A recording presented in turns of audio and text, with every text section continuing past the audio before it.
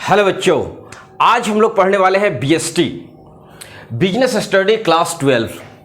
इसमें पहला चैप्टर हम लोग पढ़ेंगे प्रबंध की प्रकृति और महत्व। तो चलिए इस चैप्टर को हम लोग शुरू करते हैं। देखिए, इसमें सबसे पहले हम लोगों को प्रबंध के बारे में पढ़ना है। देखिए, किसी भी कंपनी के लिए प्रबंध बहुत ही आवश्यक चीज़ है। बिना प्रबंध की किसी भी कंपनी को हम लोग सफल कंपनी नहीं कह सकते हैं और वह सफलता प्राप्त नहीं कर सकती है। यानी कोई भी कंपनी हो, कोई भी संस्था हो, चाहे वह सरकारी संस्था हो या फिर गैर सरकारी संस्था हो या फिर वह किसी व्यावसायिक संस्था हो, उस संस्था को सफल करने के लिए प्रबंध की आवश्यकता होती है। बिना प्रबंध के कोई भी संस्था सफल नहीं हो सकती है।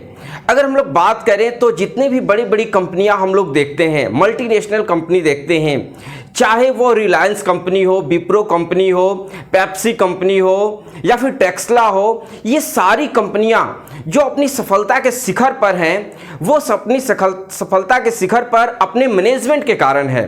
यानी उनका जो प्रबंध है वो बहुत ही अच्छा है। तो अगर किसी भी कंपनी का, किसी भी संगठन का अगर प्रबंध अच्छा होता है तो वो कंपनी जो है सफलतापूर्वक चलती है। अब इस चीज़ को हम लोग समझते हैं कि ये प्रबंध क्या चीज़ है। तो सबसे पहले हम लोग प्रबंध की अवधारणा में हम लोग देखेंगे उसके अर्थ और परिभाषा के बारे में। तो सबसे पहले हम लोग प्रबंध के अर्थ के बारे में समझते हैं, ठीक है। तो देखिए, यहाँ प्रबंध का अर्थ है पूर्व अनुमान लगाना एवं योजना बनाना, संगठन करना, आदेश देना, समन्वय करना तथा नियंत्रण करना। यानी कहने का मतलब है कि प्रबंध का यह अर्थ होता है कि पहले से हम लोग अनुमान लगाते हैं, पूर्व अनुमान लगाते हैं कि कोई भी कार्य किस प्रकार से होगा, ठीक है, और उसकी योजना बनाते हैं, उसकी प्लानिंग बनाते हैं और प्लानिंग बनाने के बाद उसका जो है हम लोग संगठन करते हैं और उसका ऑर्गेनाइजेशन जो भी चीज़ होती है वे सारी चीज़ों को जुटाती है। उसके बाद उसका आदेश देते हैं, उसका समन्वय किया जाता है और उसका नियंत्रण किया जाता है। यानी इस प्रकार से उसके अर्थ को हम लोग डिफाइन कर सकते हैं। तो इसी प्रकार से यहाँ पर to management is to forecast and to plan, to organise, to command, to coordinate and to control. तो इस प्रकार से हम लोग इसके अर्थ को समझते हैं। अब हम लोग आते हैं प्रबंध की परिभाषा के बारे में। देखिए, प्रबंध की परिभाषा अलग अलग राइटरों ने अलग अलग तरीके से दिया गया है, लेकिन यहाँ पर जो हम यहाँ पर पहली वाली परिभाषा बतला रहे हैं यह बहुत ही सटीक परिभाषा है। प्रबंध में निर्धारित उद्देश्यों को प्राप्त करने के लिए नियोजन, संगठन, निर्देशन और नियंत्रण की प्रक्रिया द्वारा सभी संसाधनों का प्रभावी उपयोग अंतर्निहित है।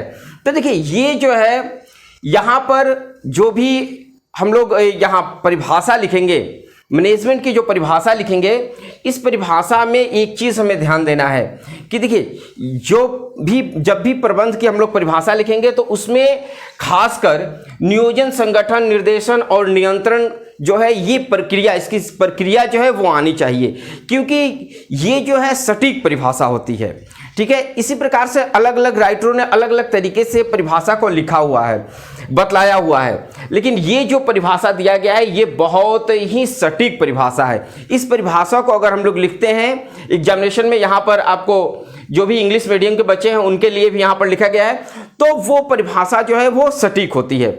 उसी प्रकार से यहाँ पर दूसरा जो परिभाषा दिया गया है आपका एफ.डब्ल्यू. टेलर के द्वारा यह दिया गया है कि प्रबंध यह जानने की कला है कि आप व्यक्तियों से क्या करवाना चाहते हैं, तत्पश्चात यह देखना कि वे इसे सर्वोत्तम और मितव्ययितापूर्वक करें। तो ये देखिए, ये कहने का मतलब यह है कि मैनेजमेंट जो है यह जानने की एक कला है, ठीक है, एक आर्ट है जिसमें व्यक्तियों को क्या करवाना चाहते हैं, ठीक है, और उसके बाद यह देखना कि वो अपना बेस्ट जो है एकदम सर्वोत्तम चीज़ जो है वो कर रहे हैं या नहीं कर रहे हैं, ठीक है।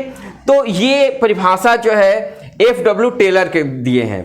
तो अगर आ जाएगा कि आप प्रबंध की परिभाषा जो है एफ.डब्ल्यू. टेलर के अनुसार लिखें, तब जाकर हम लोग ये वाला परिभाषा लिखेंगे। नहीं तो हम लोग ये जो नंबर 1 पर जो पहला परिभाषा दिया गया है इस परिभाषा को हम लोग लिखेंगे। उसके बाद आते हैं हम लोग यहाँ पर तीसरा जो परिभाषा दिया गया है वह प्रबंध एक प्रक्रिया है जिसके द्वारा एक सहकारी समूह सामान्य लक्ष्य के प्रति दूसरे के कार्य को निर्देशित करता है। Management is the process by which A cooperative group directs action of other towards common goals. तो ये जो है आपका तीसरा परिभाषा है और ये परिभाषा जो है मेरी एंड डोगल्स के अनुसार है। तो मेरी एंड डोगल्स के अनुसार आ जाए कि अगर आप प्रबंध की परिभाषा दें तो इस परिभाषा को आप जो है लिख सकते हैं। तो इस प्रकार से जो है आपके यहाँ पर 3 परिभाषा है, लेकिन जिसमें से सटीक परिभाषा अगर हम लोग बात करें तो ये जो पहला परिभाषा लिखा गया है ये ही सटीक परिभाषा है। इसको हम लोग कहीं पर भी लिखेंगे और कोई भी एग्जामिनर जो है इसे काट नहीं सकते हैं। उसके बाद हम लोग आते हैं यहाँ पर प्रबंध की अवधारणा के बारे में, ठीक है, कॉन्सेप्ट के बारे में।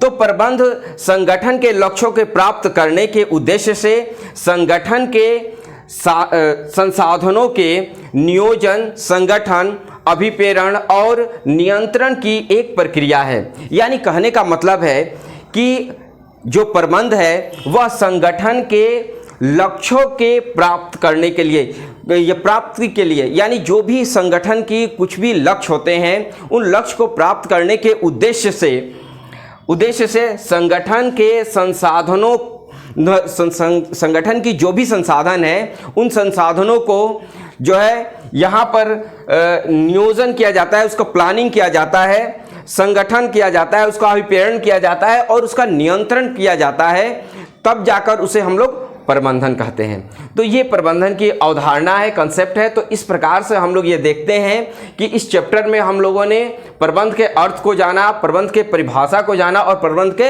अवधारणा को जाना। और इसी प्रकार से आगे जो है आप लोगों को इस चैप्टर में और सारी चीज़ें भी पढ़नी है तो उसको भी बतलाएंगे। और अभी तक आपने मेरे इस चैनल को सब्सक्राइब नहीं किया है, प्लीज़ इस चैनल को जल्द से जल्द सब्सक्राइब करें, लाइक करें और कमेंट में बताएं कि आपको वीडियो कैसी लगी। और इसका पार्ट, अगर आप सेकेंड पार्ट चाहते हैं तो आप कमेंट बॉक्स में सेकेंड पार्ट जरूर लिखें। सेकेंड पार्ट जो है आप दीजिए, जल्द से जल्द जो हम कोशिश करेंगे कि इसका सेकेंड पार्ट भी दें और इस चैप्टर को जो है समाप्त करें, उसके बाद से दूसरा नया चैप्टर जो है वो शुरू करें। तो आपको वीडियो देखने के लिए बहुत बहुत धन्यवाद। मिलते हैं हम लोग अगले क्लास में, तब तक के लिए जय हिंद।